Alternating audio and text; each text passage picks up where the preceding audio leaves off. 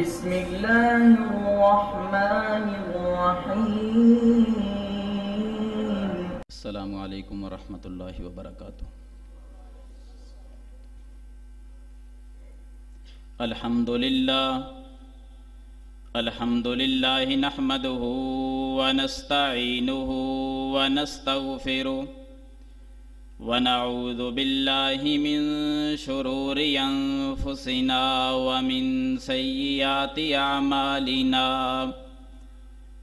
من يهده الله فلا مضل له ومن يضلل فلا هادي له وأشهد أن لا إله إلا الله وحده لا شريك له وأشهد أن محمدًا عبده ورسوله. يا أيها الذين آمنوا اتقوا الله حق تقاته ولا تموتن إلا وأنتم مسلمون. يا أيها الذين آمنوا اتقوا الله وقولوا قولا سديدا يصلح لكم أعمالكم ويغفر لكم ذنوبكم ومن يطع الله ورسوله فقد فاز فوزا عظيما. يا أيها الناس اتقوا ربكم الذي خلقكم من نفس واحدة وخلق منها زوجها وبث منهما رجالا كثيرا ونساء. واتقوا الله الذي تساءلون به والأرحام إن الله كان عليكم رقيبا. اللهم صل على محمد وعلى آل محمد كما صليت على إبراهيم وعلى آل إبراهيم إنك حميد مجيد.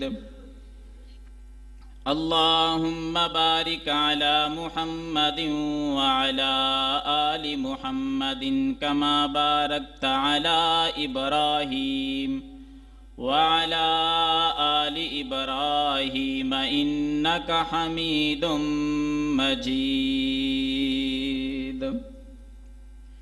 أما بعد فإن خير الحديث كتاب الله وخير الهدي هدي محمد صلى الله عليه وسلم وشر الأمور محدثاتها وكل محدثة بدعة وكل بدعة ضلالة وكل ضلالة في النار.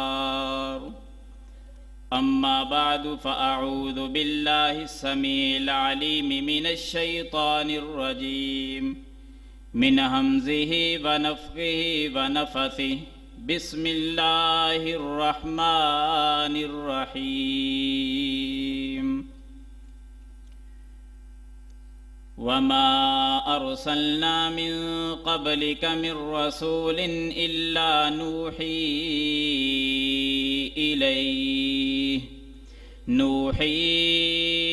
إليه أنه لا إله إلا أنا فاعبدون. وقال النبي صلى الله عليه وسلم الإيمان بضع وسبعون شعبة فأفضلها قول لا إله إلا الله وأدناها إماطة الأذى عن الطريق. رب اشرح لي صدري ويسر لي أمري واحلل عقدة من لساني يفقهوا قولي. اللهم رب زدني علما اللهم رب زدنی عملا.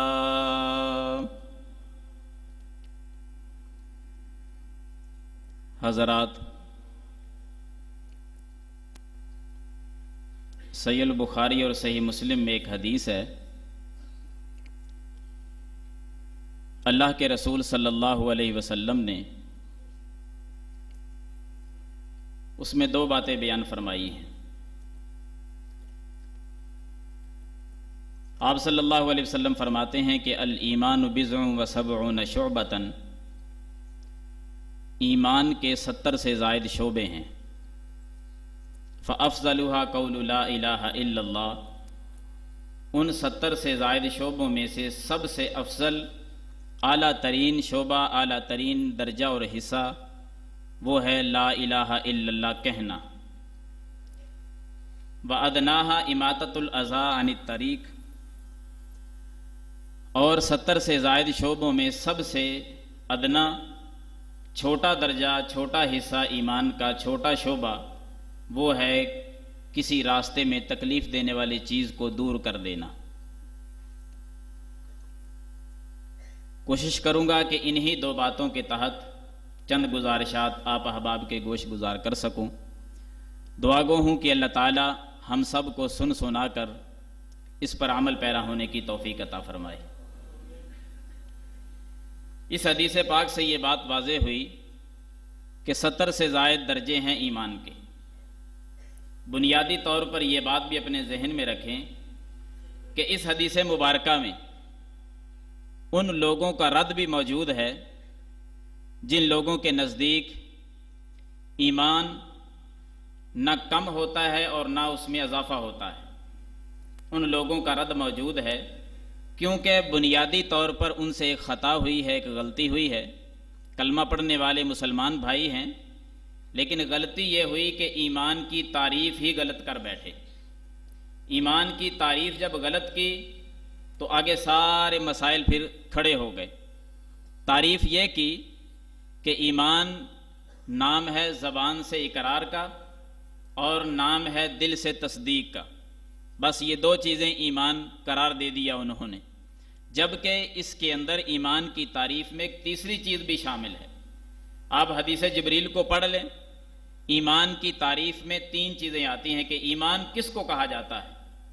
ایمان سب سے پہلے زبان سے اقرار ہو، دوسرے نمبر پر جو اقرار کر رہا ہے اسی بات کی دل سے تصدیق بھی ہو، اور تیسرے نمبر پر جو اقرار کر لیا، جو دل سے تصدیق جس کی کر دی، اب تیسرے نمبر پر جسم کے جو اعضاء ہیں ان سے عمل بھی ظاہر ہو۔ اقرار باللسان، تصدیق بالقلب، عمل بالجوارح۔ اعضاء عمل کریں گے تو اس کا ایمان مکمل ہے، وگرنہ ایمان مکمل نہیں۔ تو اسی وجہ سے ایمان جب 3 چیزوں کا نام ہے، 3 چیزیں جب مل کر ایمان بنتی ہیں، اللہ پر ایمان، رسولوں پر ایمان، کتابوں پر ایمان، ملائکہ پر ایمان، آخرت پر ایمان، اور اسی طرح تقدیر پر ایمان، ایک ایک کی وضاحت اپنی اپنی جگہ پر وہ علیحدہ ہے، لیکن ان تمام چیزوں پر مجموعی طور پہ ایمان رکھنا، زبان سے اقرار کرنا، دل سے تصدیق کرنا، اور پھر اعضاء سے اس کا عمل ظاہر کرنا، اسی بنیاد پر آپ صلی اللہ علیہ وسلم نے فرمایا کہ جب بندہ کوئی عمل کرے گا تو اس کے ایمان میں کمی اور زیادتی ہوگی۔ بعض نیکیاں بہت زیادہ اجر والی ہیں، بعض نیکیاں تھوڑے اجر والی ہیں، بعض دفعہ ایمانی کیفیت بندے کی بہت بڑھ جاتی ہے، چھوٹے سے عمل پر زیادہ اجر ملتا ہے، اور بعض دفعہ کیفیت وہ نہیں ہوتی تو بڑی بڑی نیکیوں پر بھی وہ اجر نہیں ملتا۔ اسی وجہ سے آپ علیہ الصلوۃ والسلام نے فرمایا کہ الایمان بضع و سبعون شعبۃ، لوگوں ایمان کے 70 سے بھی زائد درجے ہیں، اور ان تمام 70 سے زائد درجوں میں سے سب سے افضل ترین درجہ اور حصہ یہ ہے کہ بندہ اپنی زبان سے لا الہ الا اللہ پڑھے۔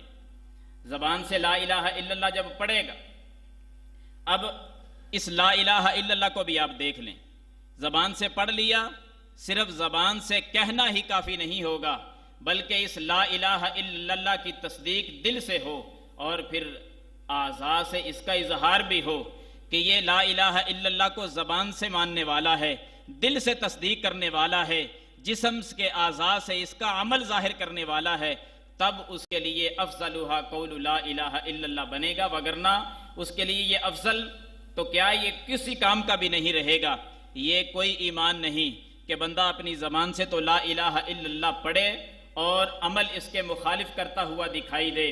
لا الہ الا اللہ کا معنی کیا ہے کہ اللہ کے علاوہ کوئی الہ نہیں ہے، میں اقرار کرتا ہوں کہ اللہ کے علاوہ کوئی معبود برحق نہیں، کوئی مشکل کشا نہیں، کوئی حاجت روا نہیں، کوئی کام آنے والا نہیں، ساری کی ساری صفات کا مالک وہ صرف ایک اللہ کو مانتا ہے، ربوبیت میں بھی، الوہیت میں بھی، اسماء و صفات میں بھی۔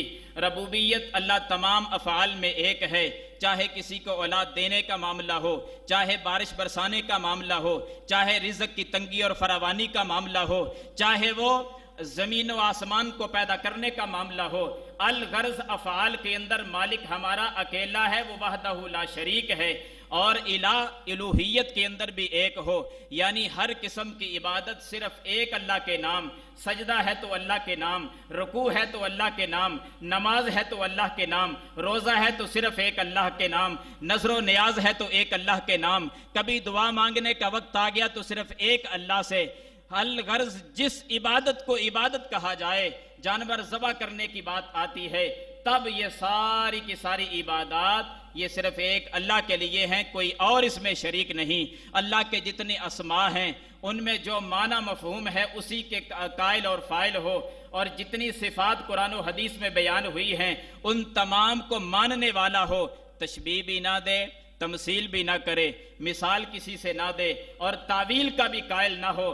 جو اللہ کی صفات آ گئی، اللہ کا مسکرانا قرآن و حدیث میں، اللہ کا غصے میں آنا قرآن و حدیث میں، اللہ کے ہاتھوں کا تذکرہ، پاؤں کا تذکرہ، پنڈلی کا تذکرہ، انگلیوں کا تذکرہ، میرے مالک کے چہرے کا تذکرہ، ان تمام چیزوں کے جو تذکرے قرآن نے کر دیے اس کو اسی طرح تسلیم کر لو۔ یہ معنی ہے لا الہ الا اللہ کا، جو حقیقی معنوں میں ہم زبان سے بھی ادا کریں، دل سے بھی تصدیق کریں اور اپنے اعضاء سے بھی اس کا اظہار کریں۔ یہ کوئی لا الہ الا اللہ پڑھنا حقیقی معنوں میں درست نہیں ہے کہ بندہ زبان سے لا الہ الا اللہ پڑھے اور جب کسی مشکل میں پڑ جائے تو لاہور کا سفر شروع کر دے، جب کسی مشکل میں آ جائے تو پاک پتن چلا جائے، قبروں پہ جا کے ٹکرے مارنا شروع کر دے۔ یہ لا الہ الا اللہ کے خلاف ہے۔ لا الہ الا اللہ کا مطلب جب سمجھ آ گیا، دل میں وہ اتر گیا، پھر جسم سے اعضاء کیا ہوں، جب مشکل میں پڑ جائے مالک کا دروازہ کھٹکھٹائے، اس سے دعا مانگے، نماز اسی کے لیے پڑھے، رکوع سجدے اسی کے لیے کرے، یعنی ہر نیکی اللہ کے لیے ہو، عبادت اللہ کے لیے ہو، اور سارے افعال میں اس کو اکیلا آدمی سمجھتا ہو، اسماء و صفات کے اندر کسی قسم کی خرابی نہ ہو، تو تب لا الہ الا اللہ اپنی زبان سے پڑھے گا تو پھر اللہ تعالیٰ بہاریں لگا دے گا۔ یہ ہے ایمان کے 70 سے زائد شعبوں میں سب سے افضل ترین شعبہ کہ لا الہ الا اللہ پڑھو۔ پھر اس توحید کو اللہ تعالیٰ نے تمام انبیاء پر بھی وحی کر کے یہی پیغام دیا تھا۔ میں نے شروع میں آیت پڑھی ہے وَمَا أَرْسَلْنَا مِن قَبْلِكَ مِن رَسُولٍ إِلَّا نُوحِي إِلَيْهِ، اے محبوب پیغمبر صلی اللہ علیہ وسلم، آپ سے پہلے ہم نے جتنے رسول بھیجے، جتنے انبیاء دنیا میں تشریف لائے، ہمارا ہر کسی کو یہی پیغام تھا۔ کیا پیغام تھا؟ انہ لا الہ الا انا فاعبدون، کہ صرف اور صرف ایک میں ہی ہوں عبادت کے لائق، تم میری ہی عبادت کیا کرو، اور کوئی بھی نہیں ہے۔ اور یہ انبیاء کا سلسلہ چلتے چلتے آ گیا پھر آخر پر جن کے سر پہ اللہ نے ختم نبوت کا تاج سجایا ہے۔ میری مراد میرے اور آپ کے پیر و مرشد جناب محمد الرسول اللہ صلی اللہ علیہ وسلم، جب ان کی باری آئی تو مالک نے انہی الفاظ کے ساتھ آخری الزماں پیغمبر کو بھی یہی پیغام دیا کہ فَعْلَمْ أَنَّهُ لَا إِلَهَ إِلَّا اللَّهُ، اے محبوب پیغمبر صلی اللہ علیہ وسلم اچھی طرح ذہن نشین کر لو، یہ بات علم حاصل کر لو، اس بات کا اپنے دلوں کے اندر اس بات کو اتار لو۔ کس بات کو؟ کہ لا الہ الا اللہ، اللہ کے علاوہ کوئی عبادت کے لائق نہیں، اللہ کے علاوہ کوئی معبود نہیں، وہ صرف اور صرف اکیلا ہی معبود ہے، معبود برحق ہے اور مشکل کشا حاجت روا ہے۔ آپ صلی اللہ علیہ وسلم کو جب اللہ کی طرف سے یہ پیغام ملا، ہمارے محبوب کائنات صلی اللہ علیہ وسلم نے پھر یا ایھا الرسول بلغ ما انزل الیک من ربک کے تحت اللہ کے اس پیغام کو لے کر اپنی امت کے سامنے آئے، آ کر جو پہلی تبلیغ کی ہمارے پیر و مرشد نے وہ کیا تھی؟ مسند احمد کو پڑھ کر دیکھو، پہلی وحی جو آپ صلی اللہ علیہ وسلم پر اتاری گئی اور کچھ عرصہ پھر وقفہ کیا گیا، جب امت کے سامنے اعلان کرنے کی باری آئی تو امام کائنات صلی اللہ علیہ وسلم نے جو امت کو اکٹھا کر کے اپنے قبیلے والوں کو اکٹھا کیا، برادری کو اکٹھا کیا، سارے لوگوں کو جمع کر کے جو پیغام سنایا تھا وہ یہی پیغام تھا کہ قولوا لا الہ الا اللہ تفلحو، لوگو لا الہ الا اللہ کہہ دو تم کامیاب ہو جاؤ گے، لا الہ الا اللہ کہو کامیاب و کامران ہو جاؤ گے۔ آپ علیہ الصلوۃ والسلام نے تبلیغ کا آغاز اسی لا الہ الا اللہ سے کیا۔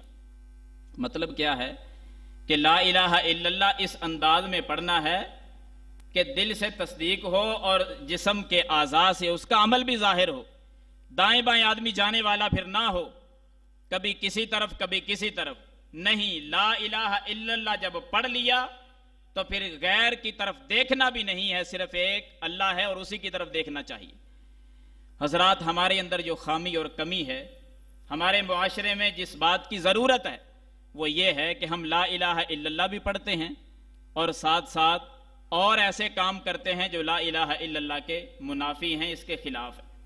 اس لا الہ الا اللہ کا فائدہ نہیں، لا الہ الا اللہ کا تب فائدہ ہوگا جب حقیقی معنوں میں اس کو پڑھ لیا جائے۔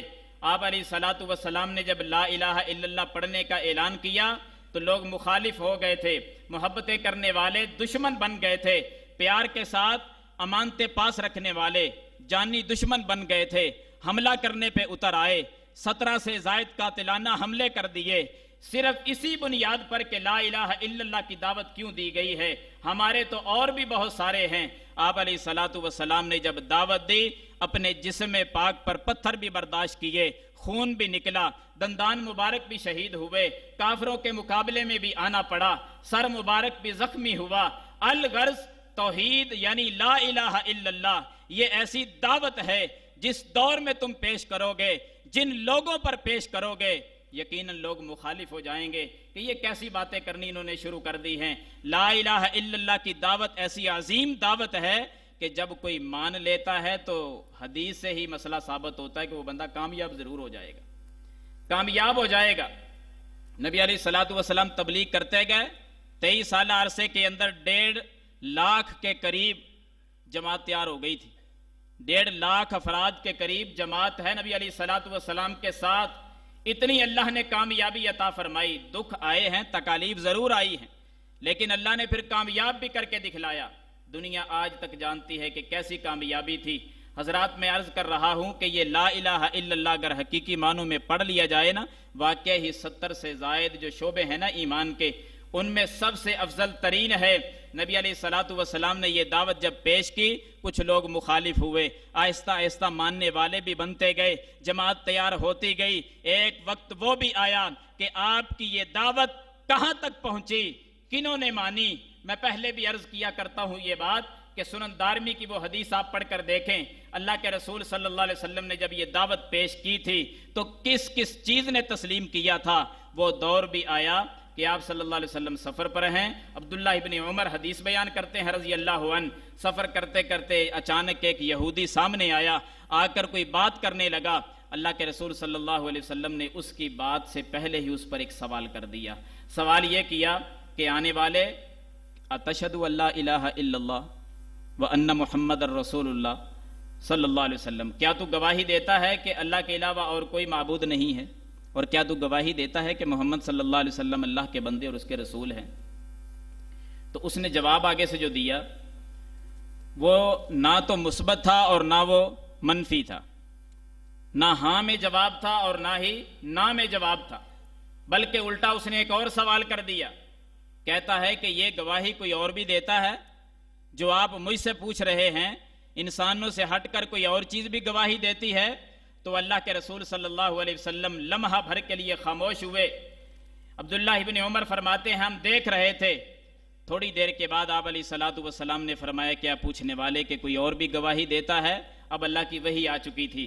آپ علیہ الصلوۃ والسلام نے جس جگہ پر کھڑے تھے ایک بستی تھی، اس بستی کا کنارہ تھا، دوسرے کنارے پر ایک درخت کھڑا تھا اور وہ بھی کیکر کا درخت تھا، نبی علیہ السلام اس کی طرف اشارہ کر کے کہتے ہیں ہذہ السلمۃ، یہ کیکر کا جو درخت ہے اللہ کی وحدانیت پر، توحید پر، میری رسالت اور بشریت پر تو وہ درخت بھی گواہی دے گا۔ آپ علیہ السلام نے اس درخت کو بلایا، اشارہ کیا۔ عبداللہ ابن عمر فرماتے میں نے اللہ کی قسم اپنی آنکھوں سے دیکھا، زمین پھٹنا شروع ہو گئی، درخت نے چلنا شروع کر دیا، اس بستی کو کراس کرتے ہوئے درخت آ گیا نبی علیہ الصلوۃ والسلام کے سامنے۔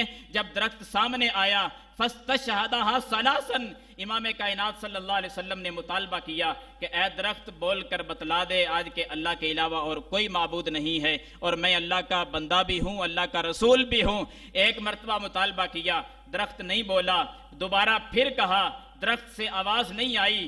تیسری مرتبہ جب اللہ کے رسول صلی اللہ علیہ وسلم نے مطالبہ کیا، عبداللہ بن عمر کہتے ہیں اللہ کی قسم ہمارے کانوں نے پھر سنا کہ درخت بول کر پکار اٹھا، اشہد ان لا الہ الا اللہ و اشہد ان محمد رسول اللہ صلی اللہ علیہ وسلم۔ یہ درخت نے ایک بار نہیں 3 بار پھر کلمہ پڑھ کر سنایا۔ خبر کیا دی، بتلایا کیا کہ اللہ کی وحدانیت یعنی لا الہ الا اللہ اور نبی علیہ الصلوۃ والسلام کی رسالت یعنی محمد الرسول اللہ صلی اللہ علیہ وسلم، اس کی گواہی تو رب کی زمین پر لگے ہوئے درخت بھی دیتے ہیں۔ انسان ہی ایک ایسا ہے کہ زبان سے تو پڑھ لیتا ہے لیکن عملی میدان میں ہار جاتا ہے، کبھی کسی در پہ کبھی کسی در پہ۔ یہ گواہی تو درختوں نے بھی دی ہے۔ اللہ کے رسول صلی اللہ علیہ وسلم نے پھر اشارہ کیا اس درخت کو، زمین کو چیرتے ہوئے یہ درخت دوبارہ اپنے اگنے والی جگہ پہ جا کے ٹھہر گیا۔ اس سے ثابت کیا ہوا؟ وہی بات کہ لا الہ الا اللہ ایمان کے 70 سے زائد شعبوں میں سے ایک سب سے افضل ترین شعبہ ہے، بہترین درجہ ہے۔ ان تمام چیزوں کو اپنے اندر سما کر پھر اس کو اپنی زبان سے پڑھ کر تو دیکھو یہ کلمہ کتنا عظیم، ایمان کے 70 سے زائد شعبوں میں سب سے افضل، اور اس سے بڑھ کر یہ کلمہ اللہ کو بھی بڑا محبوب ہے کہ میری وحدانیت کا کوئی اقرار کرے، لا الہ الا اللہ پڑھے۔ حدیث صحیح بخاری اور مسلم کے اندر فرمایا بہترین کلمات جو مجھے پسند ہیں وہ 4 ہیں، ایک سبحان اللہ، دوسرا الحمدللہ، تیسرا اللہ اکبر، چوتھا لا الہ الا اللہ۔ یہ سب سے زیادہ مجھے محبوب ہیں، ہمارا رب کہتا ہے۔ اور حدیث صحیح مسلم میں ہمارے امام جناب محمد الرسول اللہ صلی اللہ علیہ وسلم نے بھی یہی بتلایا کہ مجھے اگر کوئی چیز پسند ہے، اللہ جس جس چیز پر سورج طلوع کرتا ہے، تمام ان چیزوں سے جن پر سورج طلوع ہوتا ہے اور سورج پوری کائنات پہ طلوع ہوتا ہے، یعنی ساری کی ساری چیزوں سے مجھے جو سب سے زیادہ محبوب ہے وہ فرمایا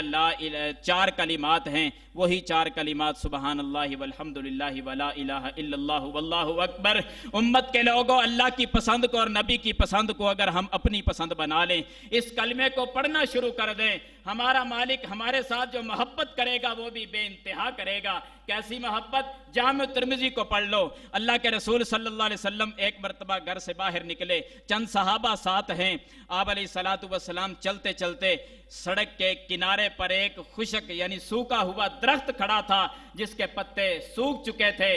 نبی علیہ السلام نے اپنی لاٹھی پکڑی اور اس درخت کی ایک ٹہنی پہ ماری، صحابہ سارا منظر دیکھ رہے تھے، اس کے سارے پتے نیچے گر گئے۔ جب سارے پتے نیچے گرے تو میرے محبوب علیہ الصلوۃ والسلام فرماتے ہیں کہ میرے صحابہ، جو بندہ اپنی زندگی میں 4 کلمات کو حصہ بنا لیتا ہے، سبحان اللہ، الحمدللہ، لا الہ الا اللہ، اللہ اکبر، یہ پڑھتا رہتا ہے، یہ اتنے عظیم کلمے ہیں کہ اللہ تعالیٰ اس کے بندے سے جسم کے گناہوں کو اسی طرح ختم کر دیتا ہے جس طرح ابھی تم نے اس درخت کے پتے گرتے ہوئے دیکھے، اس طرح گناہ معاف ہو جاتے ہیں۔ یہ ہمارے مالک کی محبت ہے کیونکہ اس کا محبوب ترین کلمہ پڑھا گیا ہے، اس کے پسندیدہ کلمے کو اپنا پسندیدہ کلمہ بنا لیا ہے۔ یہ کلمات اگر ہم پڑھتے جائیں تو کیا کیا نصیب ہوگا، اب سنتے جائیں ترتیب کے ساتھ، اور آخر پہ آپ کو یقین ہو جائے گا کہ واقعہ ہی 70 سے زائد شعبوں میں سے سب سے افضل ترین شعبہ واقعہ ہی لا الہ الا اللہ ہے۔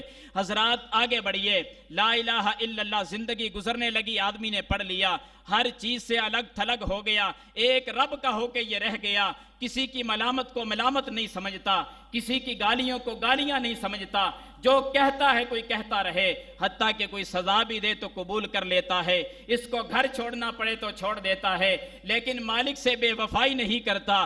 لا الہ الا اللہ پڑھ لینے کے بعد کسی غیر کے دروازے پر نہیں، کسی قبر پہ نہیں، کسی حجر اور شجر کے پاس نہیں، جب بھی کسی کے پاس گیا ہے تو یہ اللہ کے پاس ہی گیا ہے، اللہ کے در پہ آ کے جھکا ہے، لوگوں کی باتیں ساری سن کے بھی برداشت کرتا ہے۔ اس کی زندگی میں اللہ کامیابیاں دیتا جائے گا۔ آخر اس کی زندگی ختم ہونے لگی ہے، جب زندگی کا اختتام ہوا یہ کلمہ اللہ اس کو نصیب فرمائے گا، یہ لا الہ الا اللہ کلمہ اس کو نصیب ہو جائے گا۔ نبی علیہ السلام کا فرمان بھی ہے نا، لقینوا موتاکم لا الہ الا اللہ، کوئی فوت ہونے کے قریب ہو تو لا الہ الا اللہ کی تلقین کیا کرو، اس کو کہا کرو، اس کے پاس پڑھا کرو تاکہ اس کی زبان سے جاری ہو جائے۔ یہ اللہ کا اتنا محبوب ترین کلمہ کہ زندگی کے آخری سانس ہوں اور بندے کی زبان سے نکل جائے لا الہ الا اللہ۔ میرے محبوب نے بشارت دی ہے، من کان آخر کلامہ لا الہ الا اللہ داخل الجنہ۔ صحیح البخاری میں حدیث ہے کہ جس کا آخری کلمہ لا الہ الا اللہ زبان سے نکل گیا وہ رب کی جنت میں داخل ہو گیا۔ یہ اتنا عظیم کلمہ، بعض دفعہ آپ نے دیکھا ہوگا بندہ بیمار ہے، بیماری کی شدت ہے، زبان پر بھی وہ سختی آ گئی، زبان میں حرکت نہ رہی، سانس چلتا ہے زبان نہیں چلتی، بیماری کی شدت کی وجہ سے زبان میں حرکت نہیں، کچھ کہنا چاہتا ہے کہہ نہیں پاتا، لیکن بندہ وہ تھا جو زندگی میں لا الہ الا اللہ کا قائل اور فاعل تھا، جسم سے بھی اس کا اظہار تھا، زبان سے اقرار تھا، دل سے تصدیق تھی، بڑے دکھ اٹھائے اس لا الہ الا اللہ کی خاطر، بڑے رشتہ داریاں توڑی لا الہ الا اللہ کی خاطر، خاندانوں کے خاندان جدا کرنے پڑے لا الہ الا اللہ کی خاطر، کر دیے سارے۔ آج زندگی کا اختتام ہو رہا ہے، کون گواہی دے گا اس کی کہ یہ لا الہ الا اللہ پڑھ کے دنیا سے گیا ہے؟ زبان میں حرکت نہیں ہے۔ میں مسلم کی ایک اور حدیث پڑھ دوں تاکہ دل میں خوشی آ جائے، لا الہ الا اللہ پڑھنے والے کبھی مار نہیں کھاتے کسی میدان میں۔ زندگی کا اختتام ہے، نبی صلی اللہ علیہ وسلم نے فرمایا من مات وهو يعلم انه لا الہ الا اللہ داخل الجنہ۔ جو بندہ اس حال میں فوت ہوتا ہے کہ اس کے دل کے اندر یہ بات تھی، جانتا تھا، خیال تھا کہ میرا رب اب بھی لا الہ الا اللہ اکیلا ہے، اس کا کوئی شریک نہیں، یہ دلی کیفیت بھی اگر کسی کی ہو تو اللہ پھر بھی اس کو جنت میں داخلہ عطا فرمائے گا۔ زبان سے نہیں بھی ادا کر سکا نا، جانتا تھا کہ اللہ ایک ہے، اس کا کوئی شریک نہیں، یہ بات دل میں لیے ہوئے اللہ کے پاس چلا جائے، میرا مالک پھر بھی محبت کر کے جنت دیتا ہے۔ حضرات لا الہ الا اللہ زندگی کا اختتام ہوا، تب یہ کام آیا، لوگوں نے غسل دیا، کفن پہنایا، چارپائی پہ رکھا، کندھا دیا، جنازہ پڑھایا، قبر کے حوالے کر کے واپس پلٹ آئے۔ اب کون ساتھ دے گا قبر میں؟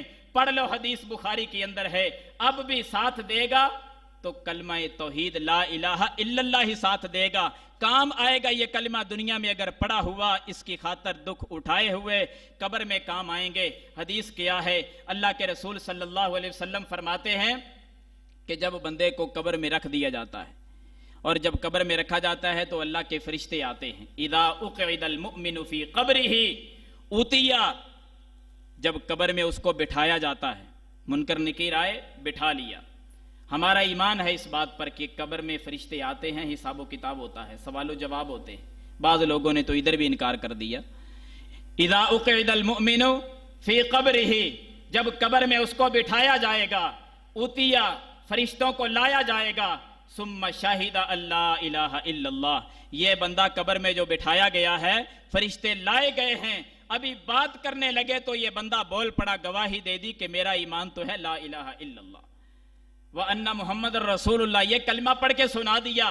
جب منکر نکیر کو، فرشتوں کو اس نے قبر میں یہ کلمہ سنایا تو نبی علیہ الصلوۃ والسلام نے فرمایا فَذَلِكَ قَوْلُهُ يُثَبِّتُ اللَّهُ الَّذِينَ آمَنُوا بِالْقَوْلِ الثَّابِتِ۔ لوگو یہی معنی ہے اللہ کے قرآن کی اس آیت کا کہ اللہ تعالیٰ ایمان والوں کو قبر میں ثابت قدمی عطا فرماتا ہے، ثابت قدمی عطا فرماتا ہے، کہتے یہی معنی ہے کہ وہ لا الہ الا اللہ پڑھ کے سنا دے گا۔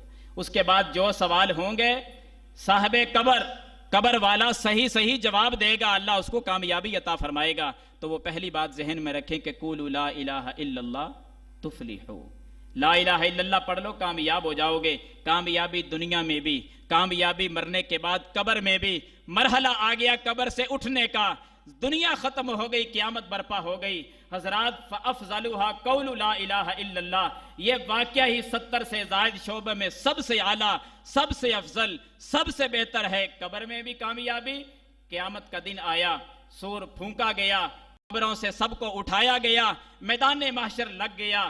اب کتنی سختیاں، کتنی تکالیف، کتنے دکھ آئے میدان محشر کے اندر۔ حضرات آپ تھوڑا سا حوصلہ کرتے ہوئے، ہمت کرتے ہوئے اس تکالیف کو کبھی پڑھا کرو کہ کتنی زیادہ شدت والی ہیں۔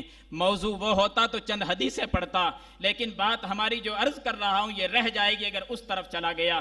اسی بات کو آگے بڑھاتا ہوں، قیامت کا دن ہوگا، نفسا نفسی کا عالم ہوگا، اس دن یہ کلمہ ہمارے کیسے کام آئے گا۔ حضرات جانتے ہو نا، لوگ بہت بیان کرتے ہیں کہ قیامت کے دن نبی صلی اللہ علیہ وسلم کی شفاعت نصیب ہوگی، جانتے ہیں نا سارے ساتھی، شفاعت ملے گی، آپ علیہ الصلوۃ والسلام سفارش کریں گے اپنے امت کے حق میں، امت کے بارے میں۔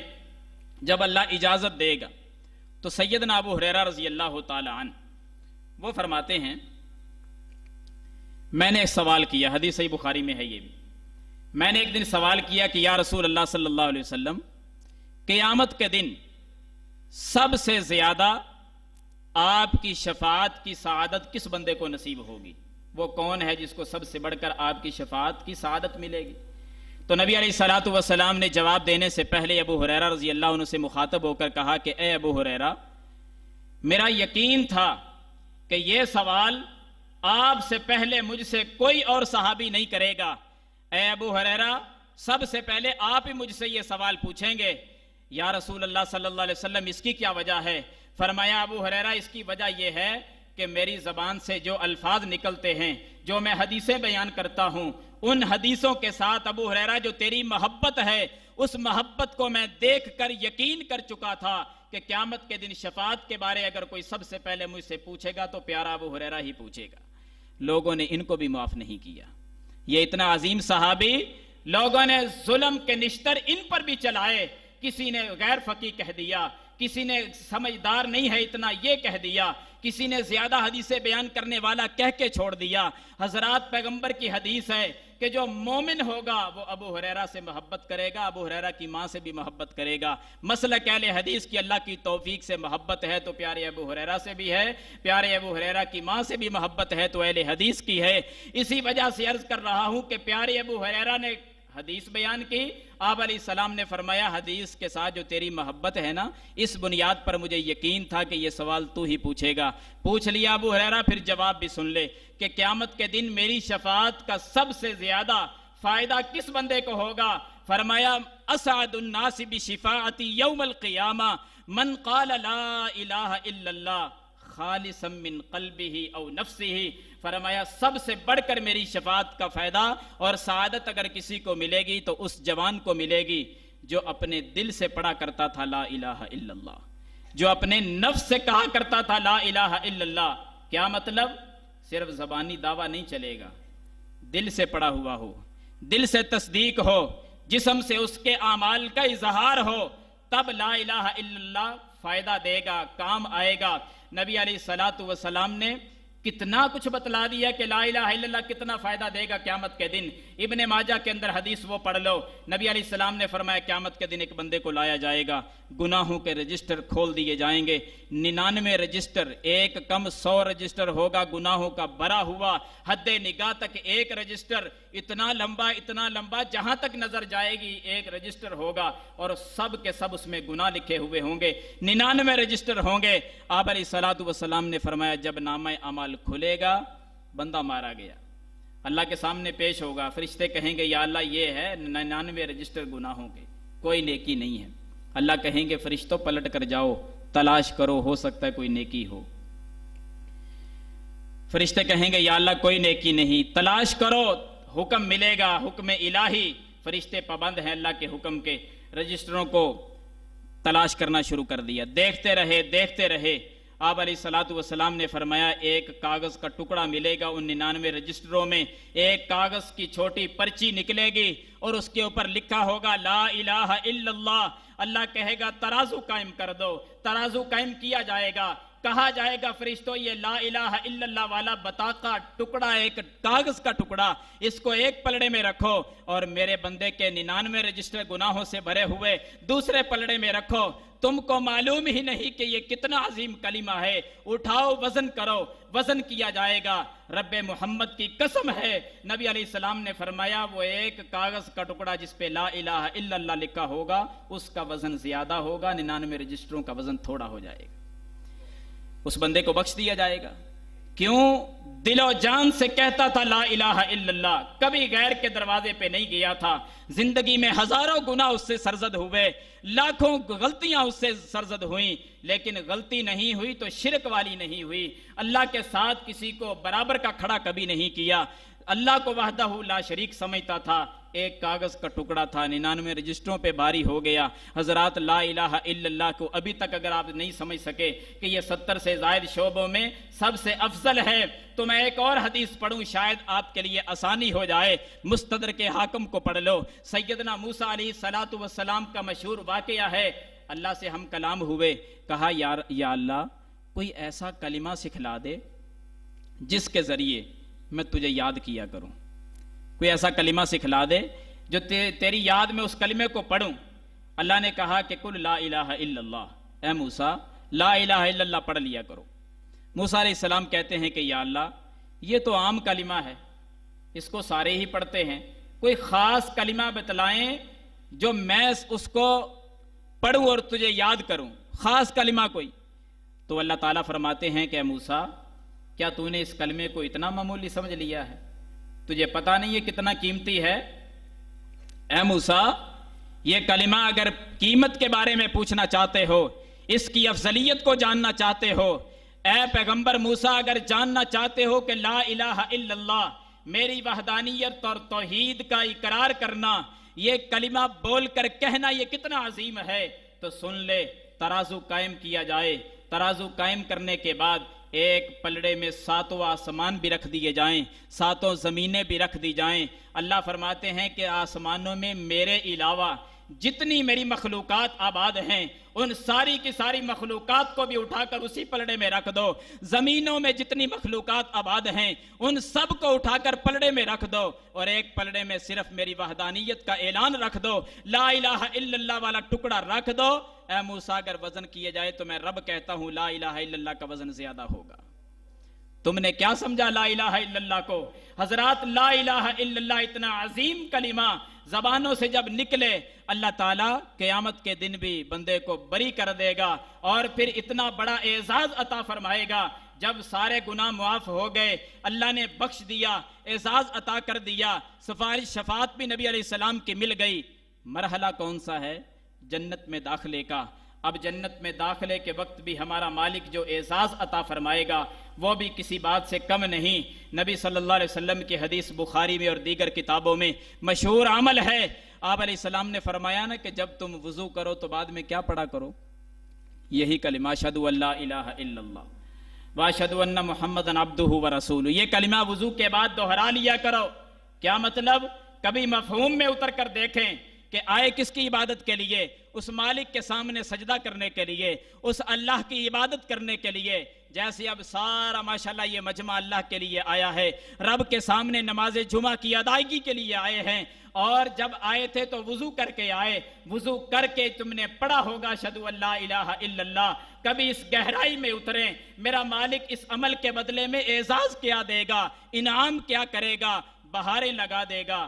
اللہ فرمائے گا کہ فرشتوں اب جنت میں داخلے کا موقع ہے، اس کو بڑے بڑے انعامات سے نوازا گیا، میرا بندہ تو وہ آیا ہے جو ہر عبادت کے لیے وضو کر کے اسی بات کا اعلان کرتا تھا کہ اللہ تیرے علاوہ اور کوئی نہیں ہے، دل و جان سے یہ عقیدہ بنا لیا ہے اللہ صرف اور صرف ایک تو ہی تو ہے، یہ میری وحدانیت کا ہر وضو کے بعد اقرار کرتا تھا۔ فرشتوں جنت کا ایک دروازہ نہیں، 2 نہیں، اس کے لیے جنت کے 8 دروازے کھول دو، جس سے چاہے یہ جنت میں داخل ہو جائے۔ جنت کے 8 دروازے کھول دیے جائیں گے۔ حضرات یہ اتنا عظیم الشان کلمہ ہے، اللہ ہر جگہ پر اس کو بندے کو اعزاز عطا فرما رہا ہے۔ حضرات ٹھہر کر دعوت فکر دینا چاہتا ہوں، میرے اور آپ کے اندر جو کمی ہے وہ صرف اعمال کی کمی ہے۔ زبان سے پڑھ بھی لیا، دل سے تصدیق بھی کر دی، کمی اس بات کی ہے کہ ہم اپنے اعضاء سے عمل کا اظہار نہیں کرتے. امت کے بے شمار لوگوں میں کمی ہے. کاش ہمارے اندر وہ چیز داخل ہو جائے جو ہمارے اسلاف میں تھی کہ جو کہہ دیا اس کے بعد مر مٹتے تھے لیکن اس کی مخالفت نہیں کرتے تھے.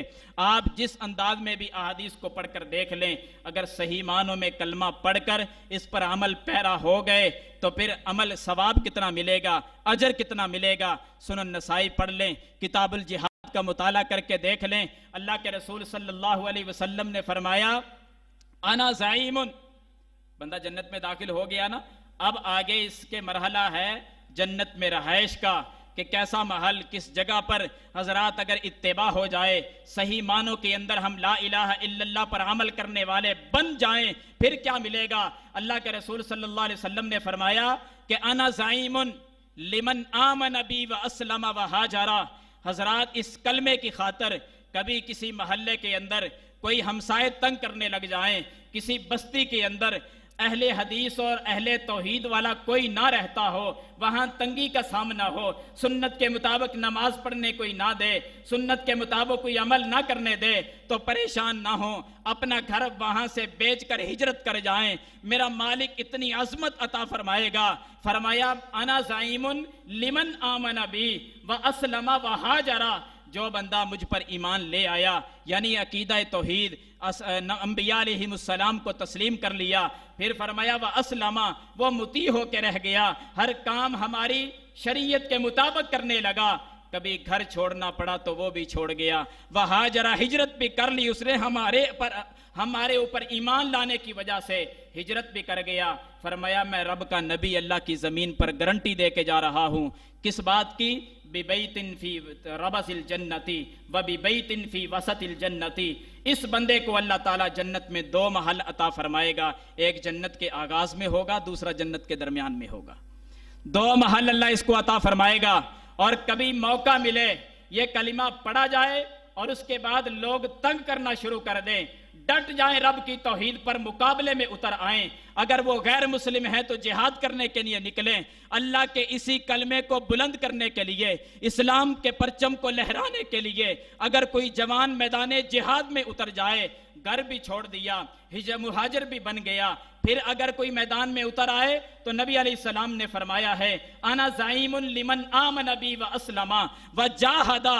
جس بندے نے پھر یہ ساری تکلیفیں اٹھانے کے بعد اللہ کے کلمے کو بلند کرنے کے لیے کافروں سے بھی ٹکر لے لی, جہاد بھی کر لیا, آپ علیہ السلام فرماتے ہیں وہ میدان جہاد میں شہید ہو جائے یا اپنے بستر پہ آ کے فوت ہو جائے, جہاں چاہے اس کی موت آ جائے, میں گارنٹی دے کے جا رہا ہوں. کس بات کی؟ بِبَيْتٍ فِي رَبَسِ الْجَنَّةِ وَبِبَيْتٍ فِي وَسَطِ الْجَنَّةِ وَبِبَيْتٍ فِي آلَ الْجَنَّةِ. فرمایا اللہ اس کو 3 محل دے گا جنت میں, ایک جنت کے شروع میں, ایک جنت کے درمیان میں, اور ایک جنت کے سب سے اعلیٰ درجے میں. 3 محل اس بندے کے. اور یہ حدیث سننے کے بعد محبوب کے صحابہ نے اللہ کی قسم یہ عمل کر کے دکھلایا, ہم نے عمل نہیں کیا. سنن نسائی کی کتاب الجہاد میں دوسری حدیث پڑھ کر دیکھیں, سیدنا شداد بن حاد رضی اللہ تعالیٰ عنہ فرماتے, عملی تفسیر پوری کی پوری اسی حدیث کی, فرماتے ہیں کہ ایک بندہ آیا, کسی دور کے علاقے کا رہنے والا تھا, دیہات اور گاؤں پہ رہنے والا تھا, وہاں سے سفر کر کے مدینہ پہنچا. مدینے میں آ کر کہتا ہے کہ اے اللہ کے رسول صلی اللہ علیہ وسلم, میں آپ پر ایمان لایا. بڑے پیارے الفاظ ہیں, میں آپ پر ایمان لایا. ایمان لانے کے بعد کہتا محبوب جی آپ کا ہو کے رہ گیا, آپ کی اتباع کروں گا, ایمان بھی آپ پر, آپ جو کہیں گے وہی کروں گا. نبی علیہ الصلوۃ والسلام نے جب چند باتیں اس کو سکھلا دی, پھر کہتا ہے یا رسول اللہ صلی اللہ علیہ وسلم, علاقے میں سارا کفر ہے, میں واپس نہیں پلٹ سکتا, جاؤں گا لوگ مار دیں گے, آپ کے پاس ہی مہاجر بن کے رہنا چاہتا ہوں, ہجرت کر جاتا ہوں, اپنے گھر لوٹ کر نہیں جاؤں گا. محبوب کائنات صلی اللہ علیہ وسلم کا یہ زمانہ غربت کا زمانہ تھا, ابھی نئے نئے اسلام پھیل رہا تھا, اتنی فراوانی نہیں تھی. آپ نے صحابہ کو بلایا, فرمایا میرے صحابہ یہ بندہ مجھ پہ ایمان لے آیا ہے اور اپنے گھر بار کو بھی خیر بات کہہ چکا ہے کفر کی وجہ سے, اب ہمارے پاس رہنا چاہتا ہے. صحابہ تمہارے اندر کوئی بندہ ہمت کرے تو اس کو اپنے پاس رکھ لے، صبح شام کا کوئی کھانا جو آپ خود کھاتے ہیں اس کو بھی کھلا دیا کرے، اس کا کوئی دیکھ بھال کرنے والا ہے۔ صحابی اٹھے، یا رسول اللہ میں اس کو اپنے پاس رکھوں گا، لے جاؤ اپنے پاس۔ وہ لے گیا۔ اس کی جو سواری کے اونٹ تھے نا، جانور، ان کو چرایا کرتا تھا۔ اونٹ چرانے کے لیے نکلا ہوا، میدان جہاد گرم ہو جاتا ہے، صحابہ اکرام جہاد پہ نکلے، اللہ نے فتح عطا فرمائی، مال غنیمت نصیب میں آیا، نبی علیہ السلام نے صحابہ میں تقسیم کر دیا، اور تقسیم کرتے کرتے پوچھا میرے صحابہ وہ بندہ جو ہمارے پاس آیا تھا وہ کہاں ہے؟ یا رسول اللہ وہ اونٹ چرانے کے لیے نکلا ہوا ہے۔ فرمایا یہ حصہ اس کا بھی لے جاؤ، کیونکہ ہمارے پاس رہتا ہے نا، یہ کچھ حصہ اس کو بھی دے دینا۔ اور جن کے پاس وہ رہتا تھا اس کے حوالے کر دیا کہ یہ حصہ اپنے اس بندے کو بھی دے دینا جا کر۔ جب وہ گھر لے کر گئے حصہ، اس شام کو واپس آیا، وہ حصہ اس کے حوالے کیا۔ پوچھتا ہے یہ کیا چیز؟ بتلایا گیا کہ نبی علیہ السلام نے مال غنیمت میں سے آپ کا حصہ دیا ہے۔ کہنے لگا کہ اس لیے تو نہیں آیا تھا۔ وہ حصہ پکڑا، وہ مال پکڑا نبی علیہ السلام کی عدالت میں، یا رسول اللہ صلی اللہ علیہ وسلم یہ کیا چیز ہے؟ فرمایا میرے صحابی، ہجرت کر کے آنے والے، گھر کو چھوڑ دینے والے، میری وجہ سے اسلام قبول کرنے والے اور مجھ پر ایمان لانے کے بعد اتباع کی زندگی گزارنے والے، مطیع ہو جانے والے، یہ تیرا حصہ میں نے دیا ہے تجھ کو۔ کہنے لگا یا رسول اللہ صلی اللہ علیہ وسلم یہ مال آپ کے پاس پڑا ہے، اللہ کی قسم میں اس مال کے لیے نہیں آیا تھا، میں آیا ہوں آپ کے پاس تو اس لیے آیا تھا، کبھی میدان جہاد گرم ہوگا، اعلاء کلمت اللہ کے لیے، رب کی توحید کا ڈنکا بجانے کے لیے، اسلام کا پرچم بلند کرنے کے لیے کافروں سے ٹکراؤں گا، جس میں ساری زندگی گزار دی، ان کافروں کے ساتھ ٹکرا جاؤں گا، تیر آئے گا میری گردن میں لگے گا، اشارہ کر کے کہتا ہے کہ یہاں لگے گا، اور میں اپنی جان اللہ کے دین کے لیے پیش کر دوں گا اور رب کی جنت میں داخل ہو جاؤں۔ میں تو اس لیے آیا تھا آپ کے پاس، مال کے لیے تو نہیں آیا۔ مال رکھا، چلا گیا۔ چند دنوں کے بعد پھر دوبارہ جہاد کا موسم آیا، نبی علیہ السلام نے اعلان کیا، یہ صحابی پھر جہاد میں گیا۔ نبی علیہ السلام تھوڑے ہی لمحے کے بعد میت ایک اٹھا کر لائی گئی۔ اللہ کا کرنا دیکھیں، جب وہ یہ بات کہہ کر جا رہا تھا نا، آپ علیہ السلام نے پیچھے سے کلمہ کہا تھا، فرمایا کہ میرے صحابہ یہ بندہ اگر اپنے موقف میں سچا ہے، اگر یہ بات سچی کہتا ہے نا کہ مجھے تیر یہاں لگے میں رب کی جنت میں داخل ہو جاؤں، اگر یہ اپنے قول میں سچا ہے تو میرا رب اس کو ضرور سچ کر دکھائے گا، اللہ اس کو سچا کر دے گا، اس کو جنت میں داخلہ دے گا۔ یہ چلا گیا، جہاد جاری ہوا۔ کچھ دیر کے بعد میں ایک میت لائی گئی، بتلایا کہ یا رسول اللہ صلی اللہ علیہ وسلم یہ شہید ہو گئے ہیں۔ نبی علیہ السلام قریب ہوئے، جب کپڑا ہٹا کے دیکھا، فرمایا ہوا کیا یہ وہی بندہ ہے جو کچھ دیر پہلے ہم سے یہ کلام کر رہا تھا؟ جی یا رسول اللہ یہ وہی شہزادہ ہے، اللہ کے راستے میں شہید ہو گیا۔ میرے محبوب نے محبت کرتے ہوئے گردن سے کپڑا ہٹا کے دیکھا، اللہ کی قسم تیر ادھر ہی لگا تھا جہاں اس نے اشارہ کیا تھا کہ مجھے یہاں تیر لگے میں قربان ہو جاؤں۔ آپ علیہ السلام نے بھی پھر محبت کی انتہا کر دی، اپنا کرتا اتارا، جبہ اتار کر پیش کیا، میرے صحابہ اس شہزادے کو یہ جبہ پہنا دو۔ اس جبے میں کفن دیا گیا، میت کو سامنے رکھ لیا، نبی علیہ السلام نے دعائیں کرنا شروع کر دیں، نماز جنازہ پڑھائی، دعائیں پڑھتے گئے۔ صحابہ کہتے میرے محبوب کی آواز بلند ہوئی، کچھ دعائیں ہم نے بھی سنائی دیں، آج تک وہ حدیث میں موجود ہیں۔ کیا دعائیں تھی؟ نبی علیہ السلام فرما رہے تھے، اللہم ھذا عبدک وخرج مہاجرا فی سبیلک، اللہ یہ تیرا سچا بندہ ہے، اللہ یہ ہجرت کرتے ہوئے تیرے راستے میں نکلا ہوا تھا، اپنے گھر کو اس نے چھوڑ دیا تھا، اور وقتل شہیدا، تیرے راستے میں شہادت کی موت اس کو آ گئی ہے، اللہ انا شہید علی ذالک، میں محمد اس کی تمام باتوں پر گواہی دیتا ہوں، میں گواہ ہوں اس کی ساری باتوں پر، میں نے آنکھوں سے دیکھا، گھر بار چھوڑ کے آئے تھے حضرات، دعوت فکر لے کے کھڑا ہوں، کس بات کی؟ صرف اس بات کی کہ لا الہ الا اللہ پڑھ لینے کے بعد پورے کے پورے اسلام میں داخل ہو جاؤ۔ جس طرح یہ صحابہ ہوئے، مطیع ہو گئے، مال کی کوئی پرواہ نہیں کی، گھر کی کوئی پرواہ نہیں کی، پرواہ ہے تو ایک ہی ہے کہ رب کی جنت میں داخل ہو جاؤں۔ نبی علیہ السلام نے بھی محبت کی انتہا کر کے دکھلائی ہے۔ حضرات یہ چند باتیں تھی کہ فَأَفْضَلُهَا قَوْلُ لَا إِلَهَ إِلَّا اللَّهُ، جو لا الہ الا اللہ پڑھ لیتا ہے 70 سے زائد شعبوں میں سب سے افضل ترین شعبہ اس کے نصیب میں آ جاتا ہے۔ یہ سب سے اعلیٰ درجہ ہے۔ وَأَدْنَاهَا إِمَاطَةُ الْأَذَىٰ عَنِ الطَّرِيقِ۔